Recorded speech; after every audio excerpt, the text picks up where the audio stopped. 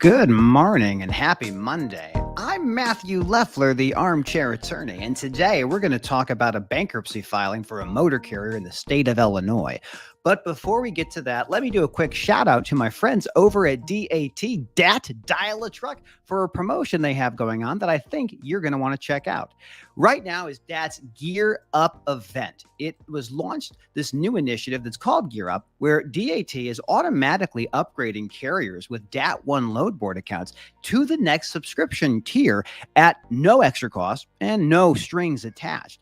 The promotion will go on through October 23rd, and on October 24th, everyone's accounts will automatically revert back to the initial subscription level that you're currently paying for. So you get more without having to pay anything additional. That's pretty exciting, and that's what DAT's Gear Up event is all about. Hope you can check it out. We'll put some information about it here in the show notes. Now to the topic at hand. Reporting out of FreightWaves from a good friend of mine, friend of the show, Clarissa Hawes, about an Illinois trucking company and brokerage that is filed for Chapter 7 liquidation, bankruptcy, not restructuring. This is all coming down to the end. This company was founded in 1988 with about 75 drivers, according to the FMCSA website, based in Broadview, Illinois, and they were doing business as a few other motor carriers. Now they're in Chapter 7, and everyone's left asking the question, why? What's the story? Well, here's what I think is interesting, because once I heard about the story, and I follow Clarissa, and I urge you to do that as well. I had to do a little bit of digging for myself. Went on Safer's website, wanted to see how in the world are these folks maintaining their equipment. And here's what I found. Oh, wow. Oh, wow. According to the FMCSA, their vehicle out of service rate was 43.1%. 43.1%. Prior to its closing, the trucks had been inspected about 65 times and 28 had been placed out of service. That's an out of service rate of 43.1%. Nearly half of every vehicle that was seen by an inspector was unsafe at any speed.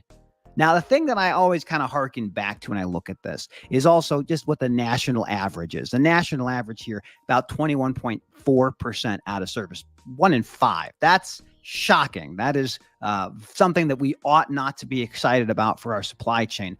But them's the breaks, right? That's what happens when you run a trucking company. It's hard to maintain things. And when you are struggling in this environment, there's a lot of things that can come up. The reality is this. When a motor carrier fails, it didn't happen overnight. This is a pattern that takes place over months and in some cases, years. You lose a strategic customer.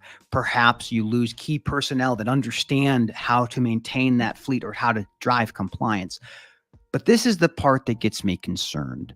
Right now, we are experiencing a freight recession. It hasn't been this significant since probably 2008 or 2009, that period. It's been now longer, this duration of freight recession, since the COVID boom itself. And it doesn't appear to be changing anytime soon. I still hear perhaps Q4 of this year, but more realistically, it looks like Q1 or Q2 of next year, maybe even longer. But that's time will tell. But here's what happens when you're a motor carrier. Where can you save money? Where can you cut? Oftentimes, the place they cut first is in maintenance and repair of those commercial vehicles. That's one of the ways you can keep yourself moving in order to keep freight going. But here's the reality. We are living in an economic environment right now where there are motor carriers, and there's not a few of them, that are moving freight at or below the cost of operating that machine. And when you see that the national average of commercial vehicles that are out of service when inspected is 20%, what does that tell you about the outlook going into Q3 and Q4? Do we worry about the state of our maintenance and our compliance? I hope we do. That's why I'm so excited that later this week on Friday, 1 p.m. Central Time, 2 p.m. Eastern, I will be sitting down with a good friend of the show, Brandon Wiseman, president of Trucksafe, partner at the Childress Law firm. Formerly, he was at Scope Elitis before that. And now his new company, eRegs. We're going to learn all about that. And we're going to talk about all the legal things happening in our amazing supply chain. I hope that you're able to join us. We'll have a link for that here in the comments. And as always, thanks for tuning in. Have a great Monday. And keep vigilant, stay safe, and don't defer maintenance. You ought not to do that. Have a great day.